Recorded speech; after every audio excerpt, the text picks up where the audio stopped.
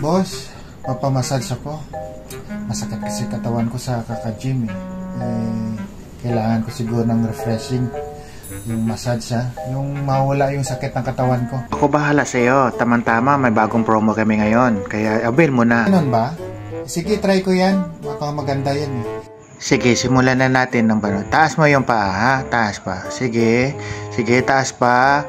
Taas pa. Pakihawakan na lang yung dalawang kamay. Sige, taas pa. Taas yan. Inhale.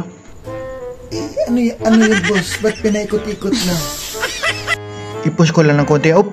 Up. Galit ko.